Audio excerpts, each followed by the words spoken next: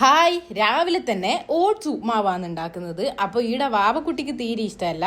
ഇവിടെ നമ്മൾ രണ്ടാളും കഴിക്കും അത്ര തന്നെ. അങ്ങനെ എപ്പോൾ ഒന്നും ഉണ്ടാക്കാത്തൊരു സംഭവമാണ്. ഇടയ്ക്കൊക്കെ ഒരു ചേഞ്ച് വേണ്ടേ. അങ്ങനെ ഞാനിതാ നമ്മളെ നോർമൽ ഉപ്മാവൊക്കെ ഉണ്ടാക്കുന്ന ആ ഒരു ടൈപ്പ് തന്നെയാണ് ഞാൻ ചെയ്തെടുക്കുന്നത്, ഉള്ളിയൊക്കെ വഴറ്റിയിട്ട്.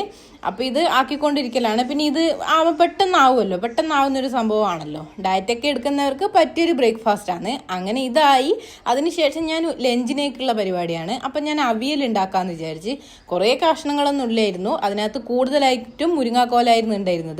അപ്പോൾ അതൊക്കെ ഇട്ട് ഞാൻ വേവിക്കാൻ വെച്ചിട്ടുണ്ട്. പിന്നെ ഞാൻ എന്തിടക്ക് ചോറും വെക്കുന്നുണ്ട്. കുക്കറിലാണ് ചോറ് വെക്കുക, അതാവുന്നുണ്ട്. അപ്പോൾ ഈ അവിയലിന് വേണ്ട നമ്മുടെ അരപ്പില്ലേ, അതൊക്കെ ആക്കിയെടുത്ത് അങ്ങനെ ഇതാ ബാക്കിയുള്ള കഷ്ണങ്ങളൊക്കെ ഇട്ട് കൊടുത്ത്. പിന്നെ കുറച്ച് ചിക്കൻ ഉണ്ടായിരുന്നു, അപ്പോൾ അതിനെ ഒന്ന് ഫ്രൈ ചെയ്തെടുക്കാമെന്ന് വെച്ച്. അപ്പോൾ അത് ഓവനിലാണ് ചെയ്യുന്നത്, അധികം ഓയിലൊന്നും ഇല്ലാണ്ട്.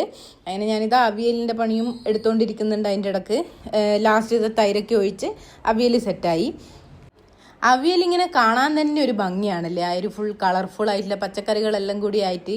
അപ്പോഴത്തേക്ക് ഇതാ നമ്മളെ ചോറ് റെഡി ആയിട്ടുണ്ട്. അങ്ങനെ ലഞ്ച് റെഡിയായി. അപ്പോൾ ഇത്രയുള്ള വീഡിയോ. ബൈ.